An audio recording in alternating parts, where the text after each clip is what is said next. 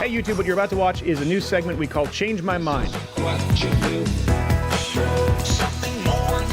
Welcome back to Change My Mind. It's been a while. This is the place where we rationalize, we reason our positions on controversial topics. When I created Change My Mind in 2017, I had one goal in mind, and that was to shine a light on the institutions that had failed Americans.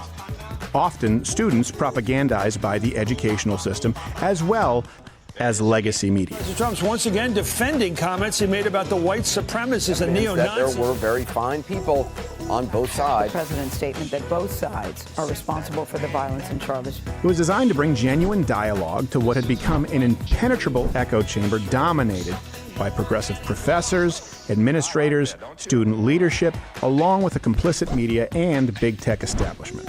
To put it simply, the kind of dialogue that evaded all of cable news. I know you said that. 150 police officers got hurt. You said I was being hyperbolic. Let me respond. I'm not. You being a white man as an insult? That just shows you the ridiculousness of all of this. And so, nearly a decade later, with billions of plays, countless discussions, inspired student iterations, one meme of the year, and yes, even a few changed minds later, It somewhat changed your mind. Change My Mind had grown far bigger than I ever initially anticipated. And with that came pushback, controversy, increasing hostility, and yes, straight up violence.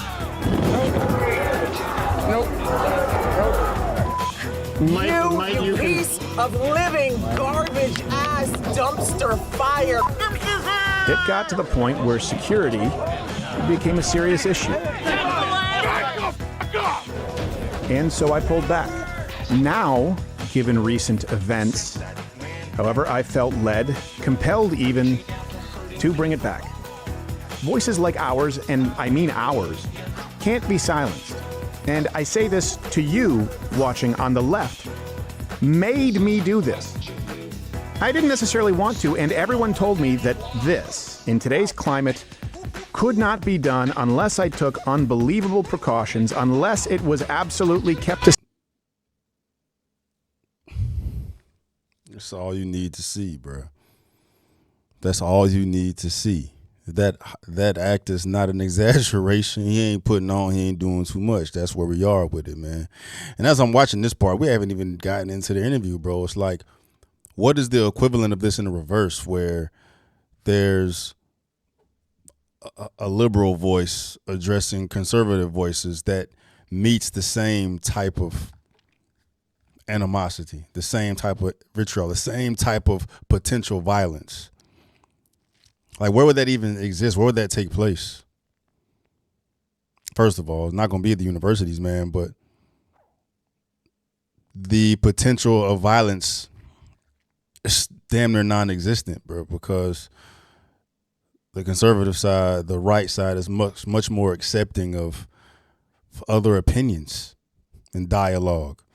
Unless you're going to go address a Klan rally or go address some neo-Nazis, man. Well, those are extremists. But here, this is supposed to be the most, docile, diverse group of liberal representation, and you have to pull up with a bulletproof vest, man, because it may be your last time talking, because there's going to be those that hate what you're saying so much that they want to take your life. Nasty work, bro. Secret until mere hours before the event as a pop-up, unless I literally brought an army with me and bulletproofed the entire radius, which is exactly what we did. And so today, for the first time in many years, Change My Mind returned. More gangster walkout music than that, bro. That was tough. And back to one of the places where it all began, Southern Methodist University in Dallas, Texas. Today's subject is plain and simple. The left is violent. Will anybody be able to change my mind?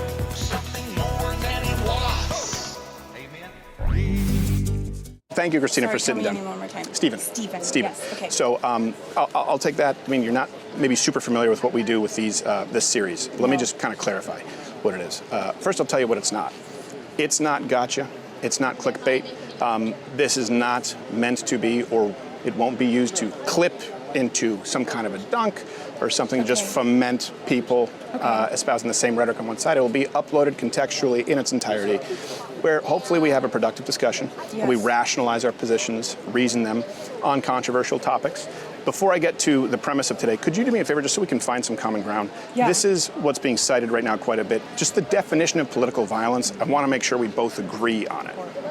Political violence are criminal complaints, indictments, and court records looking for crimes that seek a socio-political change or to communicate to outside audience. And I'll summarize it. That's the technical description from the source cited. Yeah. It's violence as a tool being used toward a political end. In other words, just because you vote Democrat or because you vote Republican, if you accidentally hit someone with your car and commit manslaughter, that's not political violence. If you vote Democrat, but let's say you go out and run someone over because of their politics, that would be political violence. Do we agree on that? I think I can agree with you on that. Okay, yes. Good.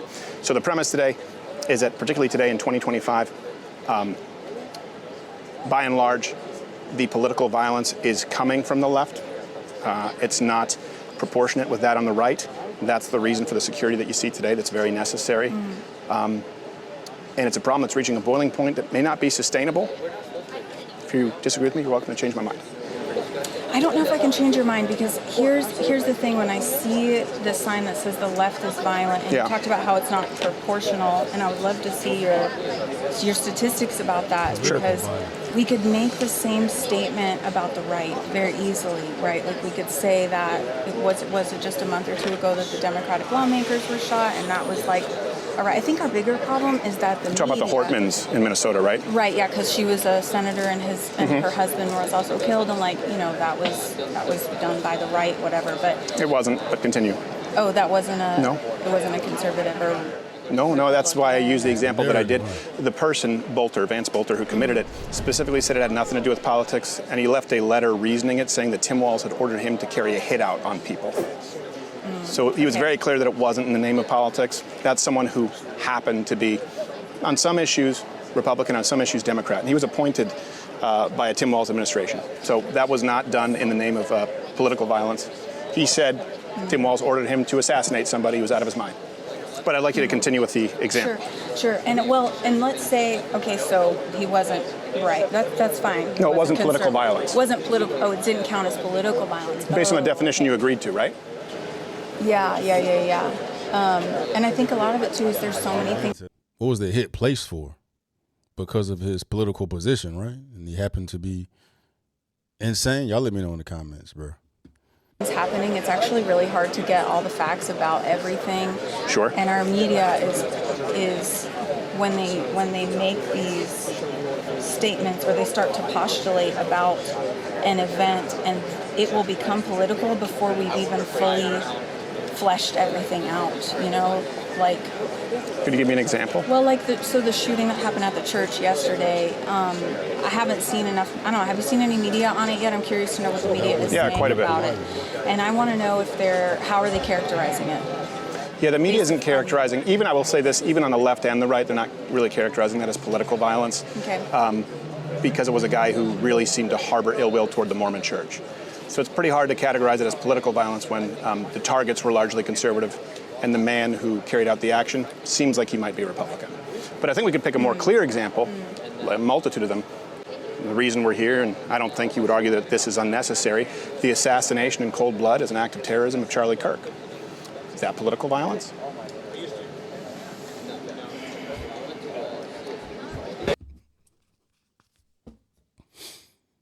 It's the whole problem, bro.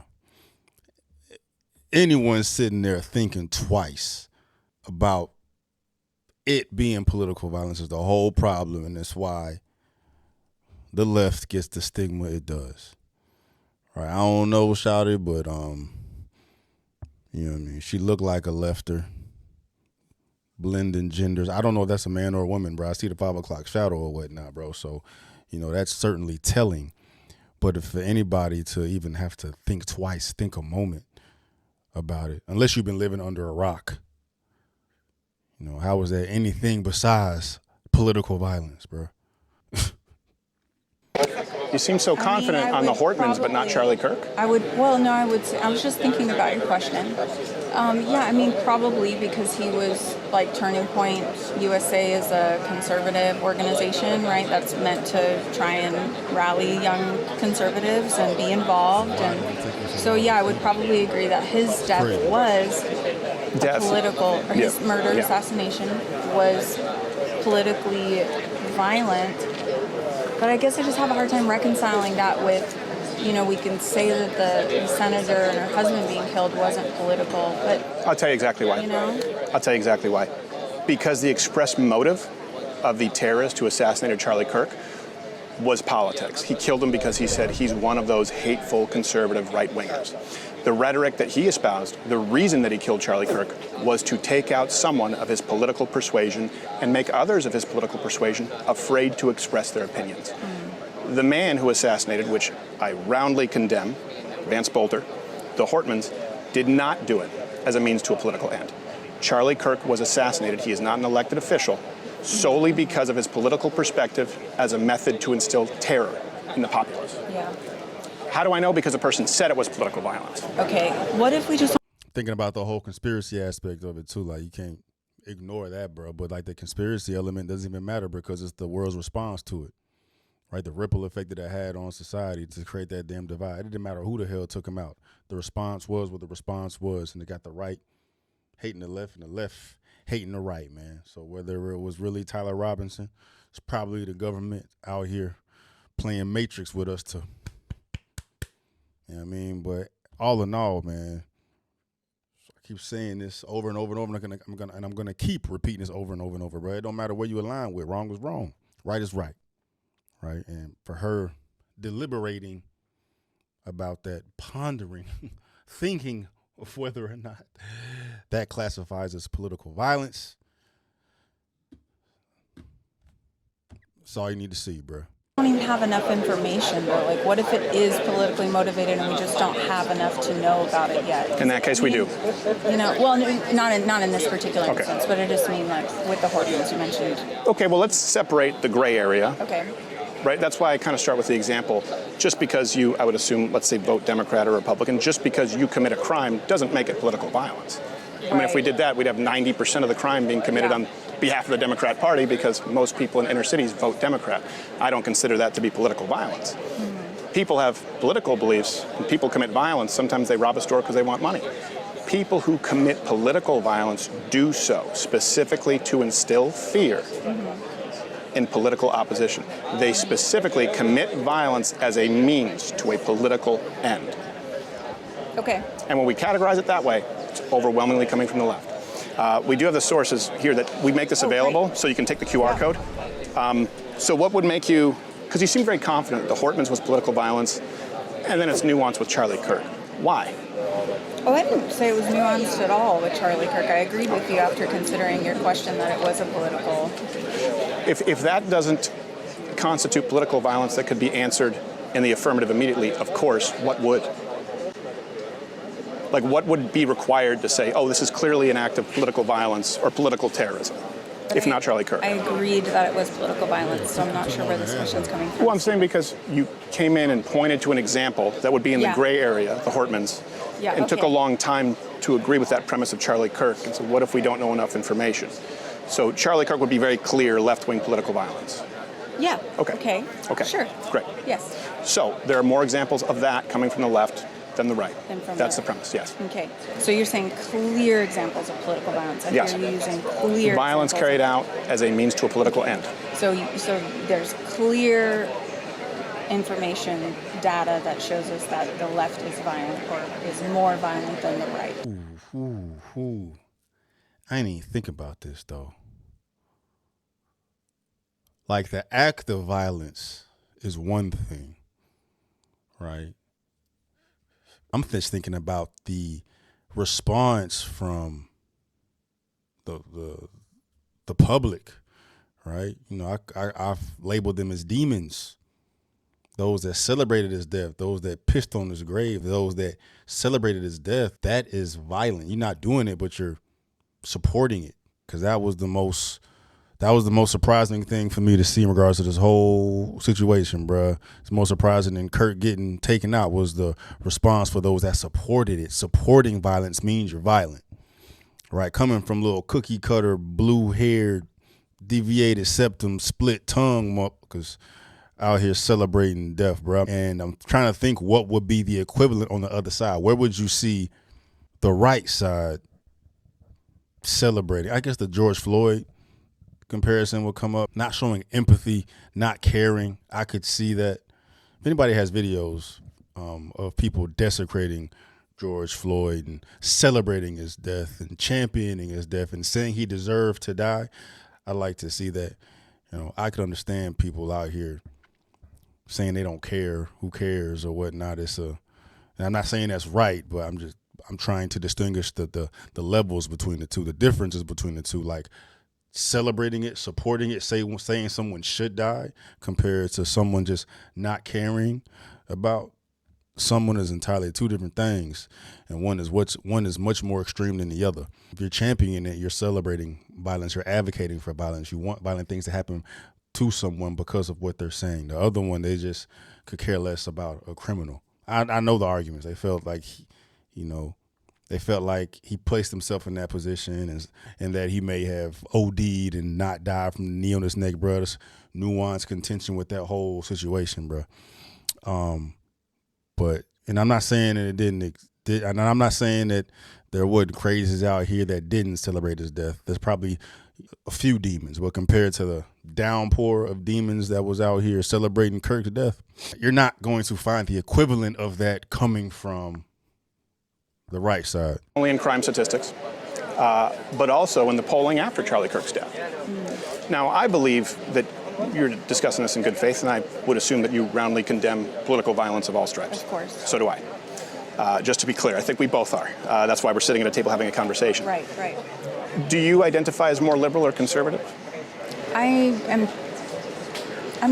like to think I'm moderate because I hold some conservative views and some liberal views. Okay. And I wish we could have a little bit more moderation in our country. Like sitting down and having discussions? Exactly. Okay. Like things like this. Because we get killed for it anyway. Right. Yeah. And only the right. Only the right gets killed for this anyway. You're seeing the one that got through. The reason I stopped doing this for years is because every single time out was a violent attack. Sometimes it was a rock. Sometimes it was a milkshake, could be concrete, acid, chocolate, vanilla, I don't know. Doxing, firebombings, Molotov cocktails. Maya Angelou spoke at SMU only a few years before my first time here, didn't need this kind of security. And you can see it if you observe your speakers here. And I'll tell you why that is. If you look at the polls post-assassination of Charlie Kirk, and you label yourself as a moderate, those who identify as liberal support political violence at a ratio of 6-1 to conservatives. The YouGov poll said, is political violence acceptable? 77% of conservatives said not at all. Only 38% of those on the left said not at all. 62% of those on the left said somewhat to completely acceptable. We see the same stats after the attempted assassination of Donald Trump. We see the same stats after the firebombings of the Tesla dealership. And we see the same stats on the opposite side, those on the right roundly condemning political violence. The lowest you'll find is 72. You usually find it in the high 80s. You will not find a number that breaks half on the left. Okay, you mentioned Donald Trump. Can we jump to that for just a minute? Donald Trump, sure. I assumed we would. Well, because I thought that guy was a registered Republican, and then he just avoid his point. It's like, no, I don't care about these facts. I feel how I feel, and I'm going to be validated in the way I feel, bro. That's crazy. He was cooking, but, facts don't matter, bro. Donated the guy who attempted to assassinate Donald Trump. I'm sorry, I'm really terrible at names. Crooks. Yeah, that he was a registered Republican. So would you consider him a act of violence on the left or on the right? I would consider the attempted assassination of a presidential nominee political violence, yes. Yes. I don't know if you know this, there are a lot of people on the right who don't like Donald Trump. Yes, I do know a few of them. Yeah. Political violence isn't just Republican-Democrat. That's why I say left versus right. Okay. Those on the right are more routinely targets, and it's very blatant. People can say he was a registered Republican. That doesn't change the fact that it was an an act of political violence carried out against Donald Trump, who's a conservative. Yes. Republican, whatever term you want to use. Well, I guess, but if the argument is the left is violent, and I'm just thinking about this guy's, political background from the person. I hear what you're saying, that the right is targeted more often. Yeah, we're the victims of political violence. More often, and much more. So, would you classify that specific incident as violence of the right or of the left? Well, the target is the right. The target was Donald Trump. So the net result is the same. We are often the targets of violence. Yeah, but the left. It's one incident, bro. I would give her that one, right? I would give her that one. If that's true. If a right-leaning, whatever you want to call it, right-leaning conservative Republican, it's all the same to me, right? You can generalize. Most of these people think alike. But regardless, it's one incident. It's like we can't be honest in these conversations or these debates because we're so stuck on trying to prove our own point. If he concedes that point, yeah, he was a Republican or he was conservative, whatever, he was right. Does that disprove my point that the right side is attacked the most politically? Including someone who may be a moderate Republican. Yeah, the left is still overwhelmingly violent. And I point to those polls that you can peruse from YouGov, from Reuters, not bastions of conservatism, along with the rhetoric since then. Here's the one thing that you can't point me to. And we can go through the stats.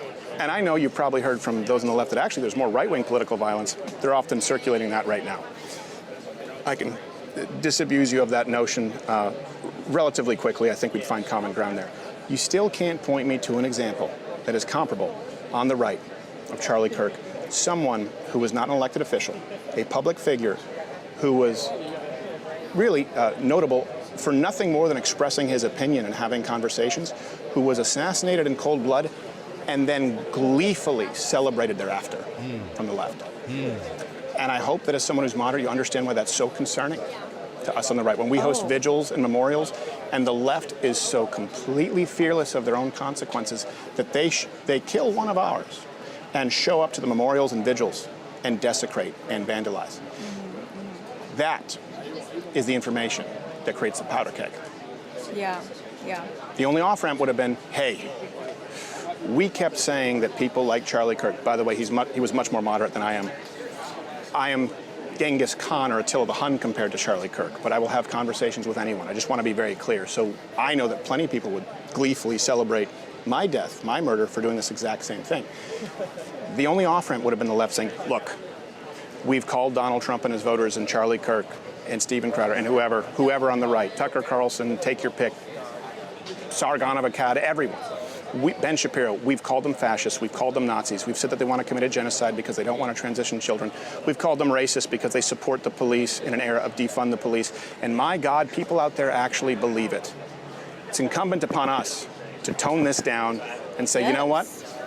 They're not fascists. We made these people believe that this guy would never relinquish the reins of power. How do you deal with fascists? You can't do it at a ballot box.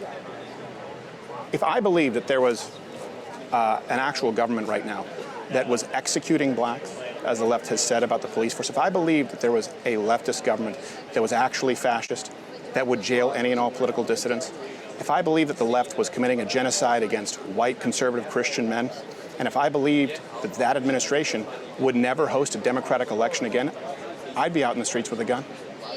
You have a huge portion of Democrats who believe that about Donald Trump and his voters. Yeah, I mean, I believe you saying that people believe that. Absolutely. It's very different between the right and the left, isn't it?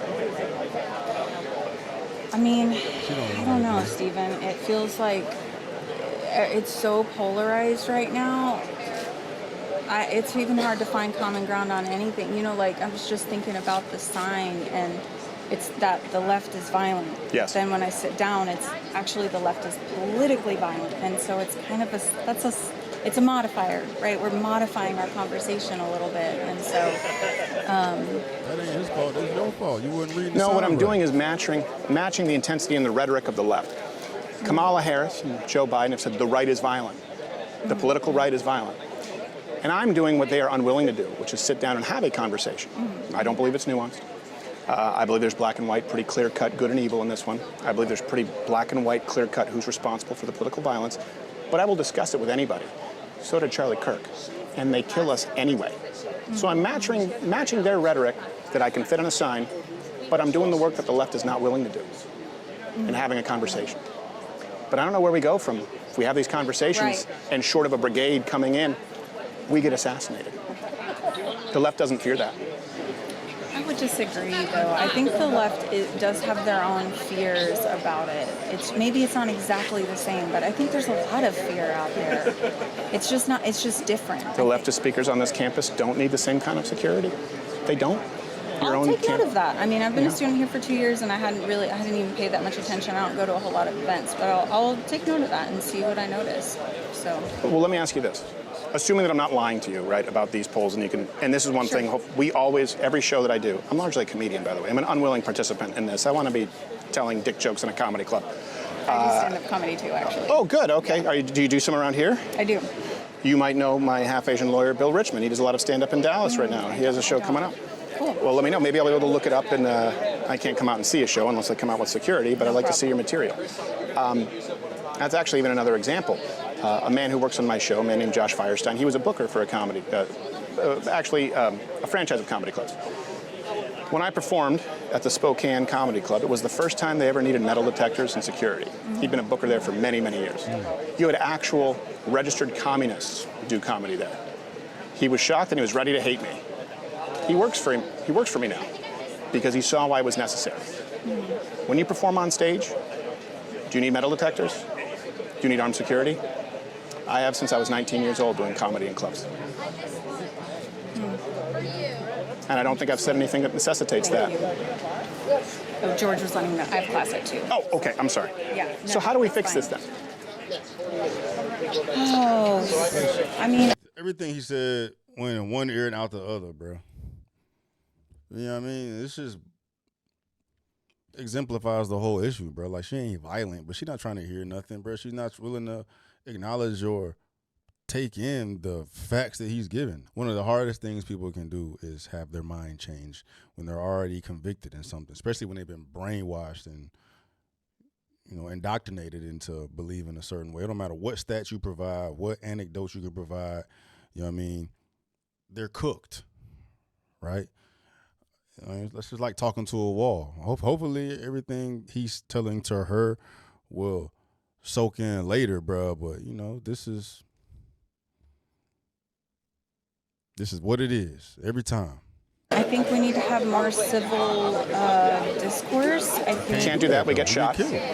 Well, we can. We're doing it right now. Let's with not the brigade. Be so pessimistic. But Stephen, come on, we have to change our attitudes about it. We can't constantly fixate on the negative stuff. I know it's important and it matters, but we can't. You got to put your life at risk to have a conversation. Did you not just see Kirk get his neck shut off? Did you not just see Kirk get his neck shut off for trying to have discourse, polite discourse?